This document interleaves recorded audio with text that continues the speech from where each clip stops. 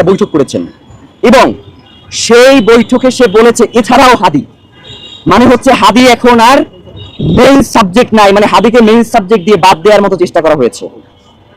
হাদিকে যদি আপনারা মেইন সাবজেক্ট থেকে বাদ দেন, আপনারা কিন্তু মেইন সাবজেক্ট থাকবেন না। হাদিকে মেইন সাবজেক্টে রেখেই আপনাদের সকল সিদ্ধান্ত গ্রহণ করতে হবে। আর ভাই যেটা বললেন, অবশ্যই আগামী 24 ঘন্টার মধ্যে তারা দ্রুত বিচারিক ট্রাইব্যুনাল গঠন এবং এটার ক্ষেত্রে তারা যে আন্তর্জাতিক গোয়েন্দা সংস্থা যেমন FBI এবং হচ্ছে স্কটল্যান্ড ইয়ার্ডের মতো যারা পেশাদারী গোয়েন্দা সংস্থা রয়েছে তাদের সহায়তা নিতে হবে এবং রাষ্ট্রকে আপনাদের সামনে এসে জানাতে হবে যে তারা এই সহায়তার ক্ষেত্রে কি কি পদক্ষেপ গ্রহণ করেছে। ওসমান হাদির রক্তের সাথে এক বিন্দু ছাড় নাই, আর কারণ অবশ্যই, এবং এই জন্য দ্রুত বিচারিক ট্রাইব্যুনাল প্রয়োজনে 1 মাসের মধ্যে বিচার ব্যবস্থা নিশ্চিত করতে হবে। 1 মাসের মধ্যে হাদি ভাইয়ের হয়ে ইলেকশনে কেউ নড়বেন কিনা এই ব্যাপারে ইনকিলাব মঞ্চ কোনো ধরনের সিদ্ধান্ত গ্রহণ করে নাই এবং এখন পর্যন্ত আমরা ঢাকা 8 আসনে ইনকিলাব মঞ্চ সিদ্ধান্ত গ্রহণ করবে কিনা সে ব্যাপারে আমাদের মধ্যে কোনো মিটিং হয় নাই। তো আমরা ইনশাআল্লাহ এটা নিয়ে অতি শীঘ্রই বসবো এবং আপনাদেরকে এই ব্যাপারে আমরা তথ্য জানাবো। মানে ওসমান হাদি ভাই কখনো লুকোচুরি পছন্দ করতেন না, আমাদের মধ্যেও কোনো লুকোচুরি নাই। আমরা যেটা বলবো সেটা আপনার সামনে এসে বলবো, আমাদের কোনো পিছুটান নাই।